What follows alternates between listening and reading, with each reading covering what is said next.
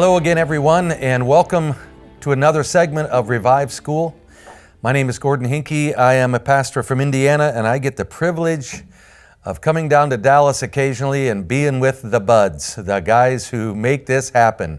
And it's exciting for me. I learn a lot. You can learn so much in study, and I encourage each of you as students, be students of the Word. And it stabilizes your faith, it brings you into new revelation, and that absolutely centers us in the ways of God. And we're in the book of Isaiah. I will be doing 37 and 38, but we'll do a bit of preview out of 36.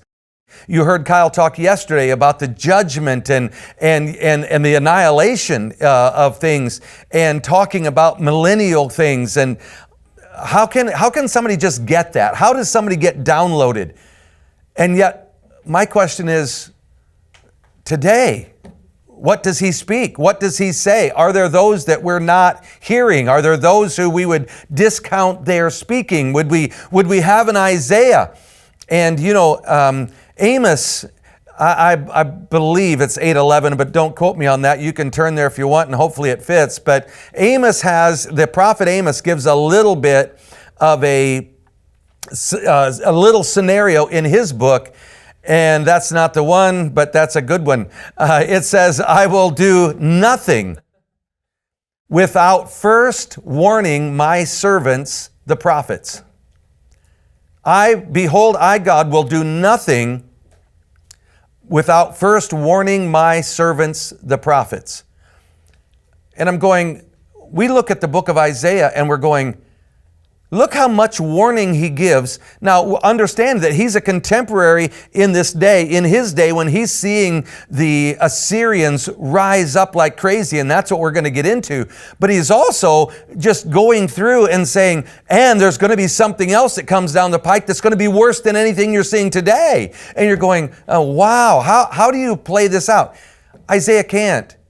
But God knows and God sees, and so God uses these prophets as instruments of His plan and purpose that just brings us, and we should consider them. So that was actually Amos 3:7 that I quoted a little bit ago, and so I'm looking at this and I'm going, if God speaks through Isaiah and says that, should I not want to hear from a prophet? And yes, I will agree with you and say it out loud on this video and on WFRN and anybody else that plays this. There are quack prophets too. Yes, there are. And you can't believe everything you hear. But should that discount the desire to find those who speak the words of the Lord and say, what is the Spirit saying to the church today? And so I just really encourage you, as we're going through Isaiah, it can get long, it can get arduous, but there are some very telling characteristics of God all the way through. And so what I consider Isaiah the prophet, I consider him glue. He is gluing the old structure and the kings and all of the structure of Israel. He is the one that is being that middle part that's gluing the Old Testament and the New Testament. He is the one that is foreshadowing Emmanuel and saying God intends to live with man again. And yet he's the one that can prophesy a Messiah and talk about judgment. And then he tells stories in the middle that say, and this is what it looks like. And so today we're going to deal with the story of King Hezekiah. And in chapter 36, I'm just going to give you a synopsis because we're not going to read it because it's not my chapter. But here's the brief synopsis. The king of Assyria, Sennacherib, he's just annihilating cities, and he's already taking some of the northern cities in Israel. And as it was alluded to yesterday, he's sparing nothing, and he's just being a tyrant and taking over. King Hezekiah, it kind of comes into a story in chapter 36. He hears the threatenings because messengers come. This Rabshakeh from Sennacherib comes and gives the message and says, have you seen what's happening? Guess what? You're next. You have your cities, you have your fortresses. It's never bothered us yet. We're coming and we will take over, and you will soon be under the Assyrian captivity, just like all the other people. Hezekiah is a good king, and he is what I would consider a bit overwhelmed by the message that comes to him in chapter 36. And there's a number of harsh threats that come through this Rabshakeh. And so when we come to chapter 37, it really begins with Hezekiah's response to receiving this message of, here's the end of your kingdom, here's the end of your kingship, and we are at your doorstep. Welcome. I want to just, in a sense, title this just a little bit, because I believe that you could title 36, 37, and 38 as how to deal with enemies when you're walking in the will of God. And I'll even parallel that a little bit. If you would go to, let's see here, 2 Kings chapter 18. That's where it's at. 2 Kings chapter 18, and just go to verse 1. And it says, now it came to pass in the 3rd year of Hoshea, son of Elah, king of Israel, that Hezekiah, the son of Ahaz, king of Judah, began to reign. Ahaz is off. Hezekiah begins to reign. Next verse. 25 years old was he when he began to reign, and he reigned 29 years in Jerusalem. His mother's name also was Abi, the daughter of Zechariah, and we'll go on. And he did that which was right in the sight of the Lord, according to all that David his father did. And he removed the high places, broke the images, cut down the groves, brake in pieces the brazen serpent that Moses had made. For unto these days the children of Israel did burn incense to it, and he called it Nehushtan. In other words, Hezekiah came on the scene, and he was a return to the ways of God. And so as we're going into these chapters in Isaiah, realize who Hezekiah is. He's a man that is turning the tribes, the Judah, back into the ways of God, and is bringing them back into alignment with the ways of God, and has really taken away false gods, burned them up, ground them up, done all that stuff. So as we come into this, I want us to see that in Isaiah 37, this is the Hezekiah. And so it says when he, in verse 1 of 37, it says, and it came to pass, King Hezekiah heard what? Heard the report that had come through Rabshakeh from Sennacherib that he's coming. He covered himself with sackcloth and went into the house of the Lord. And he sent Eliakim, who was over the household, and Shebna the scribe, and the elders of the priests, covered with sackcloth. In other words, already put him in a surrendered mode to God. They sent him to Isaiah the prophet, the son of Amos. So here's where I see the role. You have a king, and then you have a prophet. And the king recognizes that I have my place and I have my authority. But when it comes to some of these other things, I need the word of the Lord, and it's not wrong for me to say, I don't know what to do here, so I am going to inquire of the prophet. This should be something that I believe is understood throughout history and understood in the church today. There is a voice that could be used in today's culture of church that has largely been shut out. And I believe God is bringing these voices back, and realizing that we're turning a page in the age that we're in. And some of these voices that have been quiet need to be opened up again and brought to the front. And so here's the king asking for advice and counsel of the prophet, the one who hears from God. And so we're going to go on. And it says this, and they said unto him, unto Isaiah, this is what Hezekiah says. This day is a day of trouble, of rebuke, and of blasphemy. For the children are come to the birth, and there's not enough strength to bring forth. Now, what that can mean is, look, we are a people of God. We know that we're called by a people of God. But if this continues on, we're just ready to really have some strength. And we're trying to go after the things of God, but we're not able to withstand this army. And so you look at this, and so you say, trouble, rebuke, and blasphemy. Well, if you see that, and we're really going to get into the blasphemy part, but of trouble and rebuke, what did Hezekiah have to do when he became king? Well, he had to tear down all the things that Israel was doing, that Judah was doing, and had to do away, and they had burned incense to even the serpent of Moses at that time. So you see that they had, in a sense, turned away. This is why Hezekiah is saying, guys, maybe we deserve this, but let's talk to Isaiah and see. So let's go on. It says this, it may be that the Lord thy God will hear the words of Rabshakeh, whom the king of Assyria, his master, has sent to reproach the living God, because that's what he did.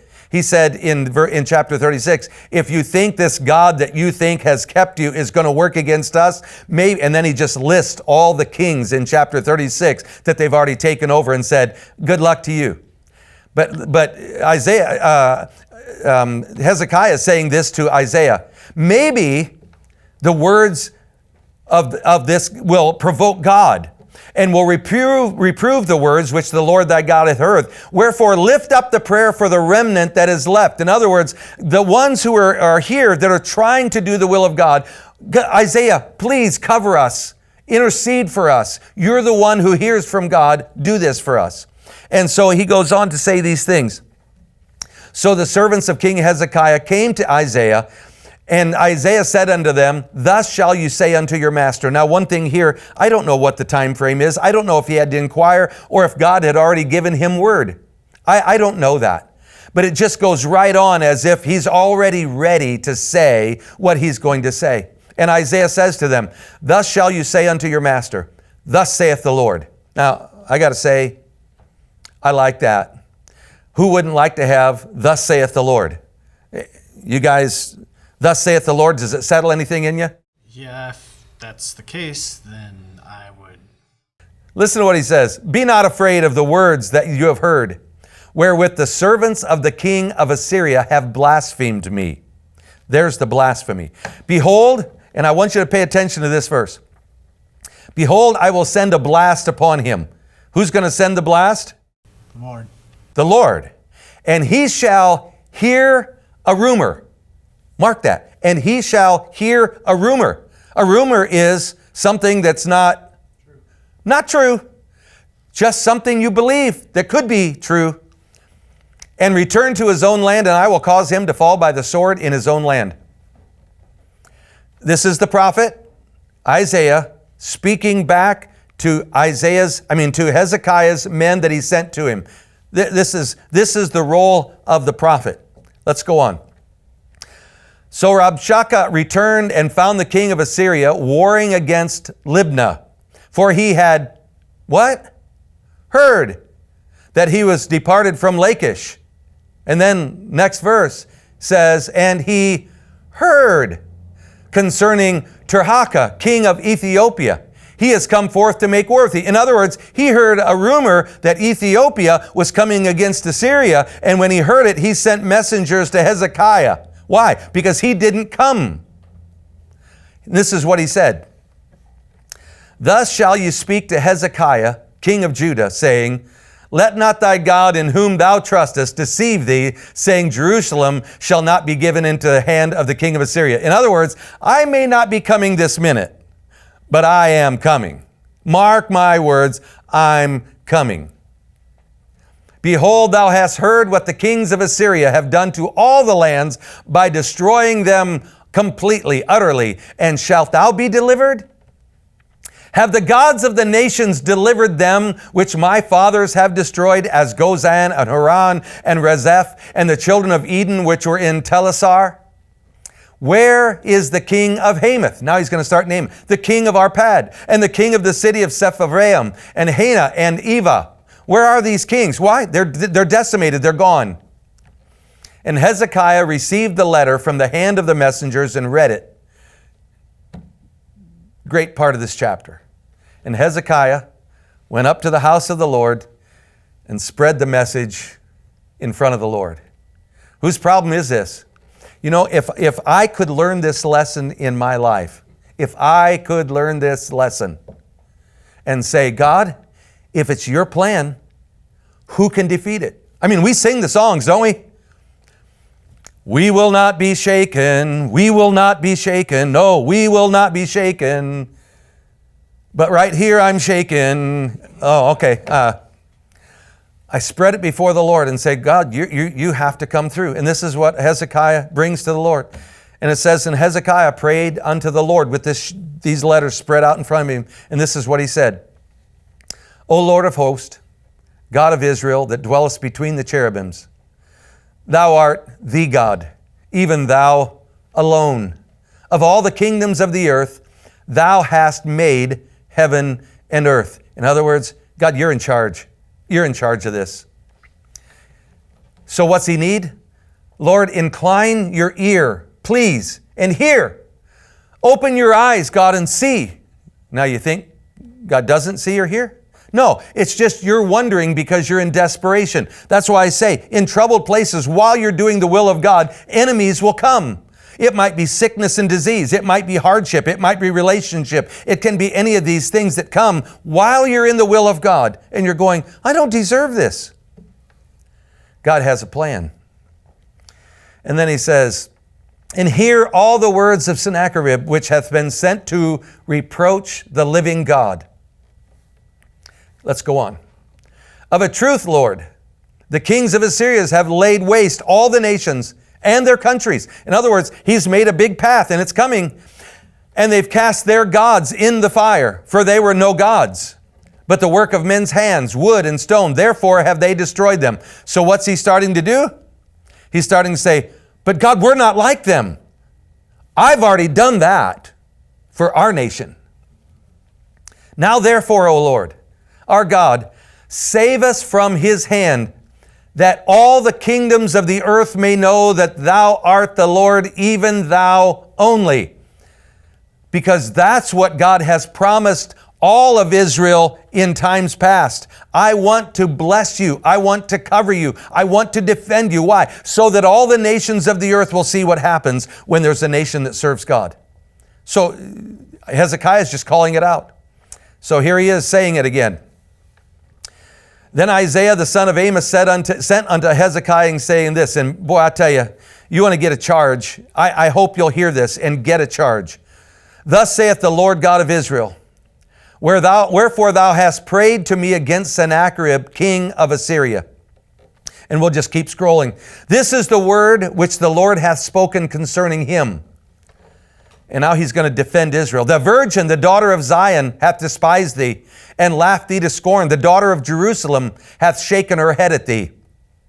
Whom hast thou reproached and blasphemed? And against whom hast thou exalted thy voice and lifted up thine eyes on high? Asking the question. And then he says, even against the Holy One of Israel. Who's that? God. It's God. It's their God. I love this. By thy servants hast thou reproached the Lord, and hast said, by the multitude of my chariots, by my own strength, am I come up to the heights of the mountains, to the sides of Lebanon, and I will cut down the tall cedars thereof, and the choice birch. I'll be in charge, and I will enter into the height of this border, and the forest of his Carmel. And these are the choice places. And then he goes on to just proudly boast and say, I've dug it up and I've drunk water from these wells that I've dug. And with the sole of my feet have I dried up all the rivers and besieged places. I've done this. And then God says to him, hast thou not heard long ago how I have done it? And of ancient times that I have formed it. Now have I brought it to pass that thou shouldest be to lay waste, to fence cities into ruinous heaps. Kevin, if you would you go to Isaiah chapter 10, verse 5. And I want to show you what he's talking about. Because you see, in times of judgment, which is what has been past prophesied in the book of Isaiah, God says about Assyria, O Assyrian, the rod of mine anger and the staff in their hand is mine indignation. In other words, in order to correct my people, I use other nations and I even call them my rod against my people, but it's not meant to destroy my people, it's meant to correct them. You remember what David said in the Psalms, Psalm 23, thy rod and thy staff, they actually comfort me. Why? Because you're going to lead me in the path of righteousness for your name's sake. This is what Hezekiah is calling out, and yet when you see this, God is using Assyria because he's wiping out places that are using false gods, and he doesn't care.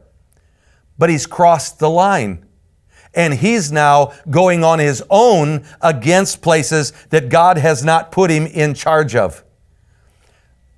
There are lessons in this for us today. This is not a prophecy that's just blown into the wind of that day for that hour and for that moment. These are things that we can look at today. And some of you who have enemies that rise up against you, you can take it in before the Lord and say, Lord, what are you going to do about this? And then you have to rest in that. But you may need to seek out the counsel of somebody who could speak something to you and say, what I'm hearing from the Lord is this. And that's exactly what Hezekiah did with Isaiah. And when I see this and how God is informing Sennacherib and Rabshakeh that I have allowed you to do these things up to this point, but that day's over now. You've crossed a line. Let's go to verse 27. Therefore their inhabitants were of small power. They were dismayed and confounded. They were as the grass of the field, and as the green herb, and as the grass of the housetop, and as corn blasted before it grown up. In other words, these other cities, I made them weak so that you could take them over. They had nothing to offer, and they had small defense. But I know thy abode. I know where you live. I know how you think. I know how you act. That's what he says. And thy going out and thy coming in, and thy rage against me. Next verse. Because thy rage against me and thy tumult has come up into my ears.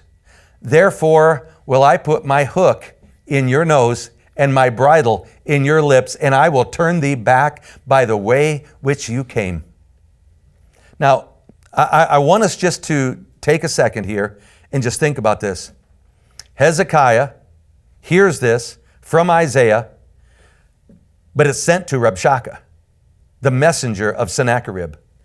You talk about something, what did Rabshakeh bring? Threat. He's bringing threat. I'm going to tell you, you're going to be nothing. We're going to annihilate you. Just know we're not coming this minute, but we're coming. And what does Isaiah send back? I'll tell you who's in charge. Try it. Just try it. Oh my. If you can't love this about God, Romans 8:28 says this, and this is what we know, that all things work together for good to them who love God and are the called according to his purpose. Hezekiah called according to his purpose long before Romans was written. Israel and Judah called according to his purpose. But did they follow his purpose? No. The reason they're divided is because they left his purpose. You have the northern tribes, you've got southern Judah, you've got these different prophets. But what is God calling them back to? He's going, I have a future for you. I've got days ahead for you, and I will still work this for good, and you're going to see my salvation. And you'll see this in Isaiah. Isaiah is a salvation prophet. So when we go on in Isaiah chapter 37, it says this. Now he speaks back to Hezekiah and about the children of Israel. He said, and this shall be a sign unto thee. You shall eat this year such as groweth of itself. And the second year, that which springeth of the same. In other words, from the seed, you'll get another harvest. And in the third year, you'll sow and reap and plant vineyards and eat the fruit thereof. What does that say? That means you're going to be saved. We're staying. And it's not going to be Assyrians eating it. We're going to have it. What do you think about that? Good news? Oh, great news. When Isaiah can prophesy and know that God is going to defend Judah, what a confidence it brings. And so let's go on. And the remnant, verse 31, and the remnant that is escaped of the house of Judah shall again take root downward and bear fruit upward. We're going to stay and we're going to be okay. For out of Jerusalem shall go forth a remnant, and they that escape out of Mount Zion, the zeal of the Lord of hosts shall do this. I want to just stop there for a second because I want you to understand something. I did a study on the Lord of hosts and whether someone else has or has not. I love the idea of the Lord of hosts. Many times God uses people and they fight the battles with armies, just like Assyria was a rod in God's hand. But there are times when God is going to use his own host spiritually to accomplish something, because it's my battle. I'm not going, they can look like there's thousands. I'll deal with that because they don't even see me coming. And the Lord of hosts will do it. In other words, he has armies that we can't number. He has faces we can't see. And yet if he needs to do something, the Lord of hosts shall do this. And that's what he's promising to Isaiah here. Verse 33. Therefore, thus saith the Lord concerning the king of Assyria, he shall not even come into this city, nor shoot an arrow there, nor come before it with shields, nor cast a bank against it. That's done. By the way that he came, by the same shall he return, and shall not come into this city, saith the Lord. And another prophecy, for I will defend this city to save it for mine own sake, and for my servant David's sake. Who's he defending? Himself. Because he said, this is my place. Listen to this. You want to know the end of the story? Then the angel of the Lord went forth and smote in the camp of the Assyrians 185,000 soldiers died without knowing how. The Lord sent the angels. And when they arose early in the morning, behold, they were all dead corpses. You know that threat that came against the people of God? You know that army that had risen, that had taken over all these places? You know all of that assembled itself and sent letters and said, we're coming, be much afraid. They're dead. I look at this and I'm going, you know, it may look like I'm surrounded, but I'm surrounded with you. This is how I fight my battle. You spread it out before the Lord. And you say, God, I don't know what I'm going to do. I'm not interested in what I'm going to do. What are you going to do? Look at the rest of this story.